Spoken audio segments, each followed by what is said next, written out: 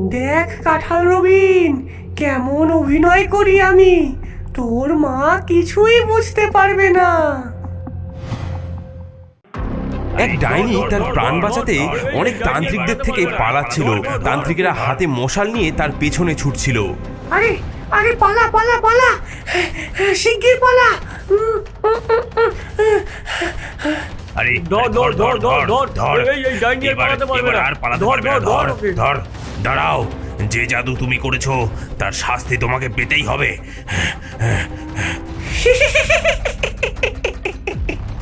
তোদের মন্ত্রতন্ত্র দিয়ে আমাকে ধরতে চাস? আমার কালো জাদুর সামনে তোরা কিছুই না।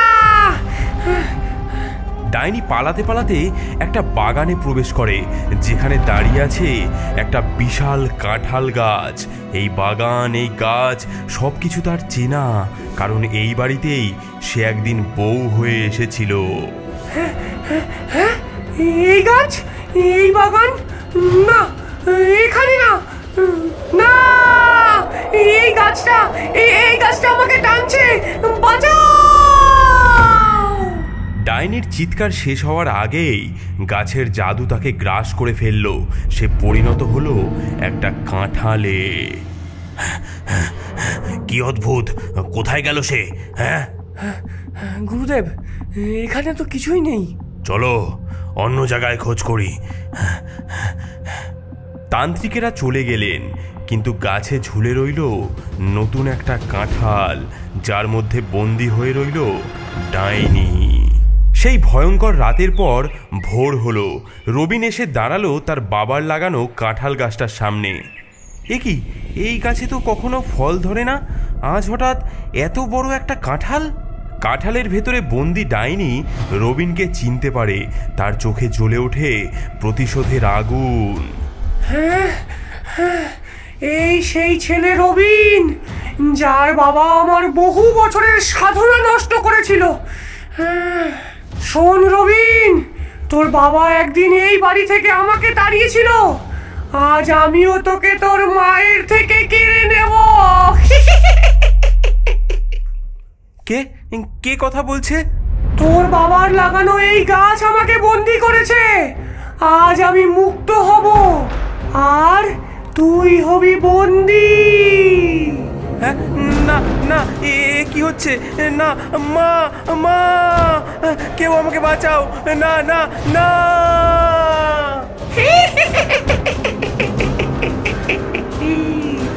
এবার দেখ দেখ কেমন করে একটা মানুষ কাঁঠাল হয়ে যায়। এদিকে ছেলের চিৎকার শুনে রবিনের মাও ছুটে আসে বাগানে। রবিন, রবিন, কোথায় রে তুই? এই মাত্র তো তোর গলা শুনলাম।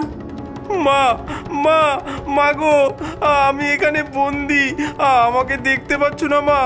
মা, আমি কাঁঠালের ভেতরে বন্দি। মা পাগলের মতন খোঁজেন চারিদিকে, কিন্তু তিনি কিছুই বুঝতে পারেন না, এবং রবিনের একটি কথাও তার কানে পৌঁছয় না। এ কি, গাছে কাঁঠাল? কিন্তু এই গাছে তো কখনো... দেখ কাঁঠাল রবিন, কেমন অভিনয় করি আমি। তোর মা কিছুই বুঝতে পারবে না। মা মা, এদিকে দেখো, আমাদের কাছে কি সুন্দর কাঁঠাল। না মা, আমি না, সেই ডাইনি। মাগো, ও আমার রূপ নিয়ে তোমাকে ঠকাবে। ওটা আমি না মা, সাবধান। রবিন, কোথায় ছিলিস এতক্ষণ? তোর চিৎকার শুনে... আমি বন্ধুদের সাথে খেলছিলাম। কেমন লাগছে রে তোর মাকে এভাবে ঠকাতে? দেখো না মা, গাছে কেমন বড় কাঁঠাল। চলো পেড়ে ফেলি। মা, ওর কথা বিশ্বাস করো না, তুমি তো আমাকে চিনতে পারো মা, আমার চোখের দিকে তাকাও। রবিনের মা ধীরে ধীরে এগিয়ে যান, কিন্তু লক্ষ্য করেন রবিনের চোখে একটা অদ্ভুত চাহনি। কিছু একটা ঠিক নেই। রবিনের চোখে এই কেমন জ্বলন্ত দৃষ্টি। একজন মায়ের চোখকে ধোঁকা দেওয়া সহজ নয়। তিনি লক্ষ্য করলেন এই রবিনের চোখে সেই চিরচেনা স্নেহের দৃষ্টি নেই। তখনই তার মনে পড়ে যায় বহু বছর আগের সেই রাতের কথা।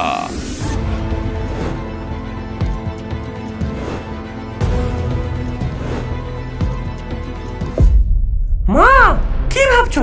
চলো কাঁঠাল সেটা পারি। হ্যাঁ বাবা, কিন্তু আগে একটা কাজ, আমাদের বাড়িতে নতুন ফল এলে ঠাকুরের পুজো দিতে হয় যে। কিন্তু মা, আমি এক্ষুনি আসছি বাবা, তুমি এখানেই দাঁড়াও। হ্যাঁ। রবিনের মা ঘরে চলে যায়। এদিকে রবিন কাঁদতে থাকে।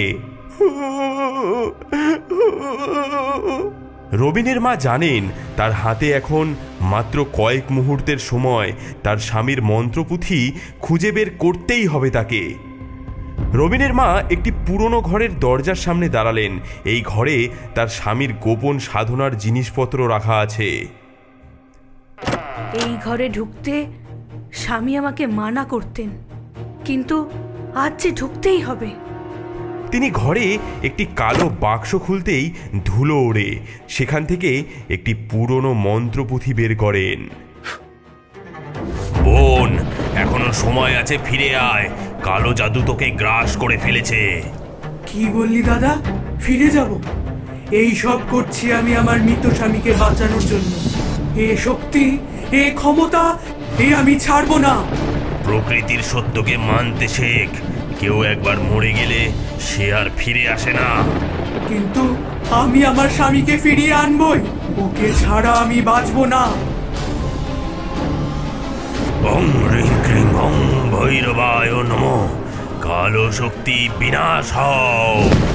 না না, এ কি করছিস দাদা তুই? না না, তুই আমার সাধনা নষ্ট করে দিলি। শোন শোন দাদা, আমি ফিরে আসবই। তোর ছেলেকে আমি কাঁঠালে পরিণত করব, দেখিস। এখন আমাদের রক্ষা কবচ তৈরি করতে হবে।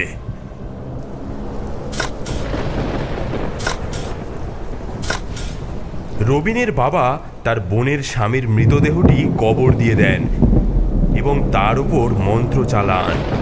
মাটির বুকে বীজ রোপণ করি আজ প্রাণ স্থাপন। ওং প্রাণ প্রতিষ্ঠায় নমঃ। এই গাছ শুধু আমাদের রক্ষাই করবে না, যখন বোন ফিরে আসবে তখন এই গাছই ওকে কাঁঠালে পরিণত করে দেবে। আমার রক্তের টান আছে বলেই এই গাছ ওকে চিনবে। শোনো, তোমাকে বলে রাখি, যদি কখনো ভবিষ্যতে ও আবার আসে, এই মন্ত্রপুঁথিতে সব আছে। এই গাছের শক্তি জাগাতে হলে কি করতে হবে, কিভাবে ডাইনির ছদ্মবেশ ভাঙতে হবে, সব এর মধ্যে লেখা আছে।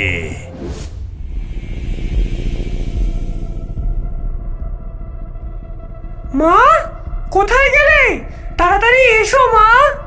রবিনের মা মন্ত্রপুঁথি নিয়ে বাগানে এলেন। ছদ্মবেশী রবিন তখনও দাঁড়িয়ে আছে গাছের নিচে। বৌদি, আজ তোমার খেলা শেষ হবে। আমার ছেলেকে ফিরে পাবোই আমি। ওম সত্যম প্রকটায়। ছদ্মবেশ ভেঙে যাক। কি কি মন্ত্র পড়ছো তুমি? হ্যাঁ মা পড়ো, মন্ত্র পড়ো মা। তুমি সেই মন্ত্রপুঁথি খুঁজে পেয়েছো? হ্যাঁ বৌদি, আমার স্বামী জানতেন তুমি ফিরে আসবে, তাই তিনি সব ব্যবস্থা করে গেছেন।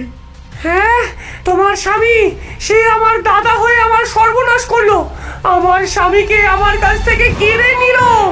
না বৌদি, তিনি তোমাকে বাঁচাতে চেয়েছিলেন।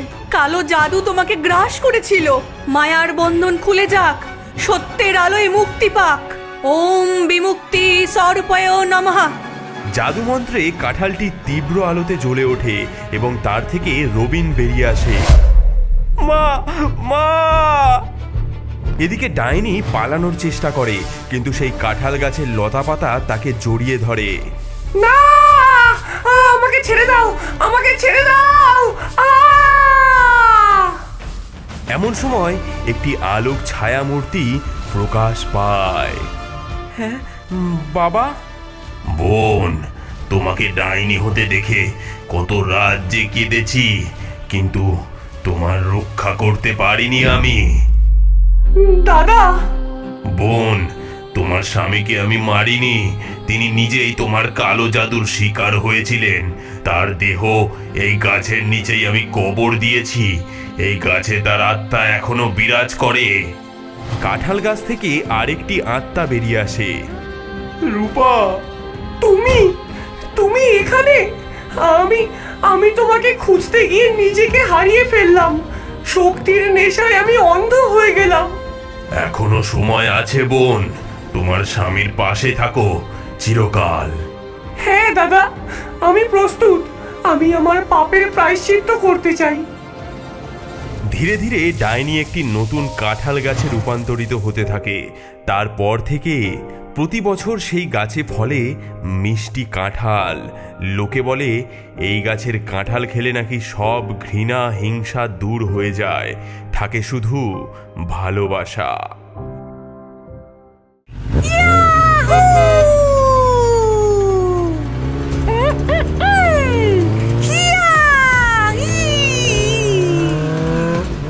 আমার সামনে আসবি যে তাকে দেব উড়িয়ে, হসপিটালে দেব পাঠিয়ে, হাঁটবি তখন খুঁড়িয়ে।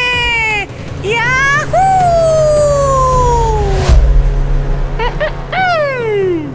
কাটাকুটি খেলি আমি, নিয়ে কেটিএম বাইক। ইউটিউবে ফলো করো, দাও একটা লাইক। ওই যে বাম্পার আসছে, এইবারই তো হবে আসল মজা। আরে আরে কোন হতচ্ছাড়া রে এটা?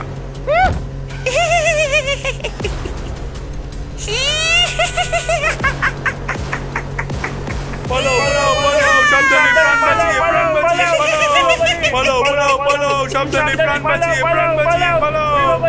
সবাই আমাকে দেখছে, এটাই তো আমি চাই। ওরে বাবা রে!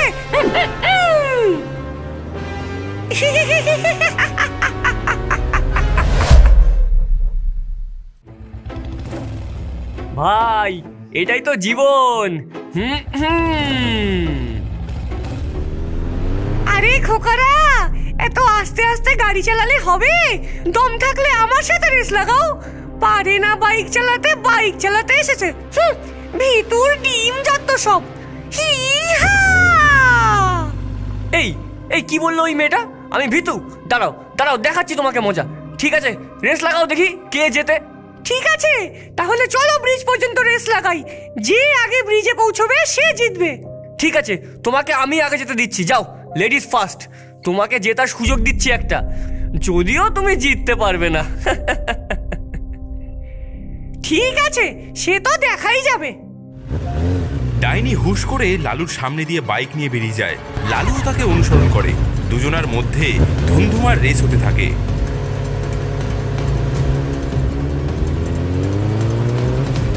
লালু, তুই এত জোরে বাইক চালাচ্ছিস কেন? ওই মেয়েটার সঙ্গে রেস করছি, ও আমাকে চ্যালেঞ্জ করেছে। ও পাগল আছে, ও তোকে মারতে চায়। এসব কি আজে বাজে বকছিস? আমরা রেস করছি। তুই কি জানিস না কেটিএম বাইকে একটি ডাইনি আছে যে রাতে ছেলেদেরকে হত্যা করে। সে তার সৌন্দর্য দিয়ে তাদের প্রলুব্ধ করে এবং তাদের সঙ্গে রেস করে তাদেরকে অ্যাক্সিডেন্ট করে মেরে ফেলে। কি উল্টোপাল্টা হাস্যকর কথা বলিস? এটি একটি গল্প মাত্র, ডাইনি বলে কিচ্ছু নেই। লালু বাইকে আরো স্পিড বাড়িয়ে ডাইনিকে ফলো করতে থাকে। কি গো খোকা, তুমি কি জিততে চাও না? কি? আমাকে খোকা বলে?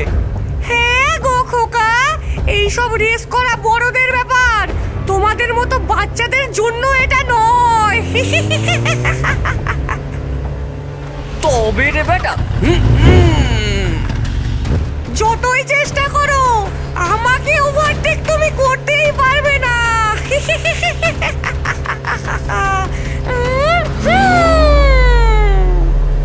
ঠিক আছে, দেখো তাহলে। হ্যাঁ, দেখো আমি পেরেছি। এত তাড়াতাড়ি না।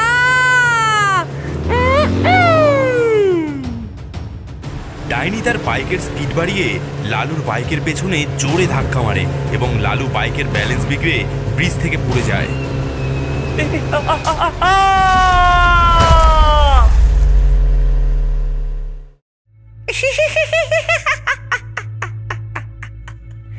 আমাকে ক্ষমা করো সোনা, তুমি হেরে গেলে। আমার প্রভুর জন্য আরো একটি আত্মা সংগ্রহ হলো। আরে ছুটকি, দেখ দেখ আমার নতুন বাইক, দেখ একটু আওয়াজটা শোন। কেমন? আমিও এমন কেটিএম বাইক চাই, কিন্তু আমি কি করে কিনবো? আমার কাছে যে টাকা নেই। 1 টাকাও নেই আমার কাছে। ছুটকি হাতে মশাল নিয়ে জঙ্গলের দিকে এগিয়ে যায়। যেভাবেই হোক কেটিএম বাইক আমার চাই। সে একটা বড় মন্দিরের মধ্যে প্রবেশ করে। মন্দিরটি পুরাতন এবং জরাজীর্ণ। ভেতরে একটি দেবীর মূর্তি। ছুটকি মূর্তির সামনে হাঁটু গেড়ে বসে। সে একটি ছুরি বের করে তার হাতের তালু কাটে। সে মূর্তির পায়ে রক্ত ঝরতে দেয়। হে মহান দেবী, আমি আপনার কাছে একটা অনুরোধ নিয়ে এসেছি। আমি সবসময় একটা কেটিএম বাইকের মালিক হওয়ার স্বপ্ন দেখেছি, কিন্তু আমি দরিদ্র এবং এর জন্য সামর্থ্য আমার একদমই নেই। দয়া করে আমাকে একটি কেটিএম বাইক দিন। এর জন্য আপনি যা বলবেন আমি তাই করব। মূর্তির চোখ আরো উজ্জ্বল হয়ে ওঠে। একটি গম্ভীর এবং ভয়ঙ্কর কণ্ঠ মন্দিরে প্রতিধ্বনিত হয়। আমি যা বলবো তাই করবি? হ্যাঁ। খুব ভালো, আমি তোকে একটি কেটিএম বাইক দেব, কিন্তু বিনিময়ে তোকে তোর আত্মা দিতে হবে এবং প্রতি রাতে তোকে একটি মানুষের আত্মা আমাকে এনে দিতে হবে।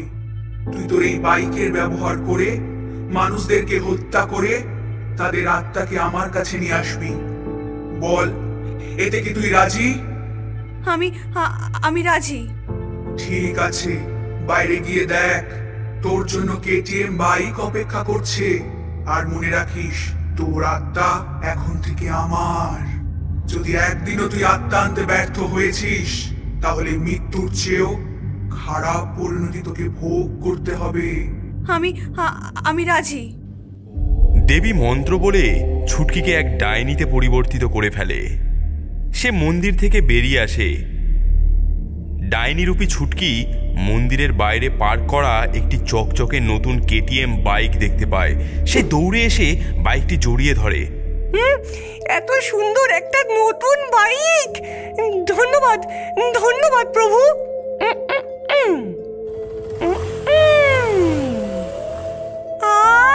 কি সুন্দর আওয়াজ এই বাইকের!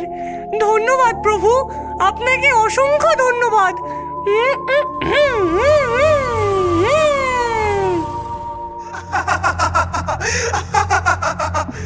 তোমার যাত্রা উপভোগ করো।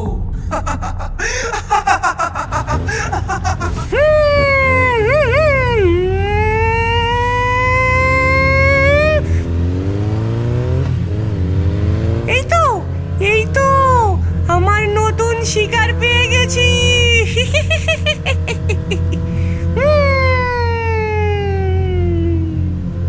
আরে এত আস্তে বাইক চালালে হবে নাকি? স্পিড বাড়াও, দেখা যাক কে সেরা। চলে যাও মেয়ে, তোমার সাথে খেলার জন্য আমার সময় নেই। কি কাপুরুষ কোথাকার! এসো আমার সাথে রেস করো। আমি বাজি ধরেছি, তুমি আমাকে হারাতে পারবে না। ঠিক আছে, তুমি যদি হারতেই চাও তো চলো, কিন্তু হেরে গেলে কেঁদো না। সে তো দেখাই যাবে কে হারবে আর কে জিতবে।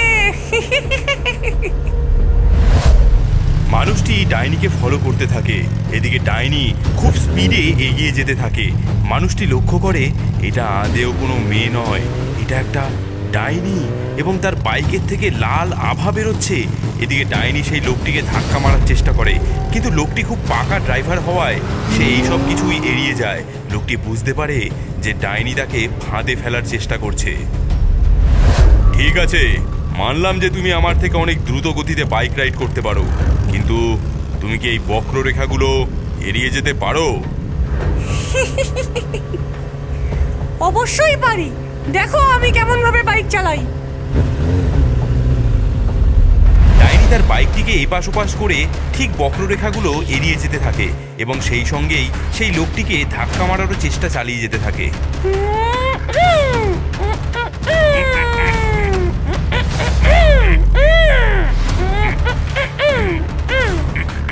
এদিকে ডাইনির বারবারন্ত দেখে লোকটি বিড়বিড় করে কিছু মন্ত্র বলে তার চারিপাশে একটি প্রতিরক্ষা কবচ বানিয়ে ফেলে। গোশত দে।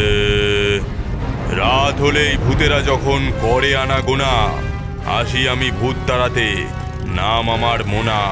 হলুদ পোড়া মন্ত্র আর শক্তি অবিচল, এঁকে দিলাম এই চক্র, এবার ভূতের ভালো হবে না ফল। দূরে থাক প্রেতাত্মা এই চক্রের থেকে, আমার সামনে আসলে পরে নেব আমি দেখে।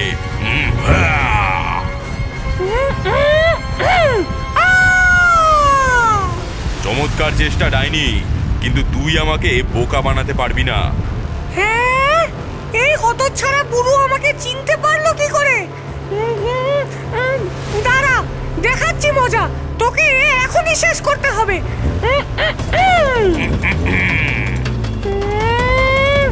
তুই চালাক, কিন্তু আমার থেকে চালাক না। ডাইনি তার বাইকে জোরে ব্রেক কষে যাতে লোকটি তার বাইকে এসে ধাক্কা মারে, কিন্তু লোকটিও চালাক, সেও তার বাইকে জোরে ব্রেক কষে দাঁড়িয়ে পড়ে। ডাইনি, তুই শয়তান হতে পারিস, কিন্তু আমার মাথায় তোর চেয়েও বেশি শয়তানি বুদ্ধি আছে, বুঝলি? রাম কাটে সুপারি, লক্ষণ কাটে পান, হাতে ধরি এই ছুরি, যা ডাইনিকে মার বান। ডাইনি দেখে ছুরিটা তার দিকে এগিয়ে আসছে, সে সেটা থেকে বাঁচার চেষ্টা করে, কিন্তু অনেক দেরি হয়ে যায়, ছুরিটা তার বুকে গিয়ে লেগে যায়।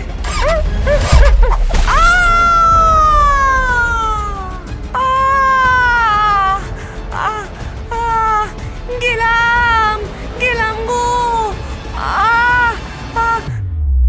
মানুষটি ডাইনির দিকে এগিয়ে যায় এবং তার পকেট থেকে একটি কাঁচের শিশি বার করে ডাইনির আত্মাকে বন্দি করে নেয়। ছেড়ে দে আমাকে, ওরে হতচ্ছাড়া নষ্টার, ছেড়ে দে আমাকে, ওরে বাবা গো। ইনি একজন তান্ত্রিক, জাদুবিদ্যায় পারদর্শী। ইনি অনেক দিন ধরেই এই ডাইনিকে খুঁজছিলেন, অবশেষে তাকে খুঁজে পেয়ে তাকে বন্দি করলেন। ডাইনি, এবার থেকে তোর সন্ত্রাসের রাজত্ব শেষ।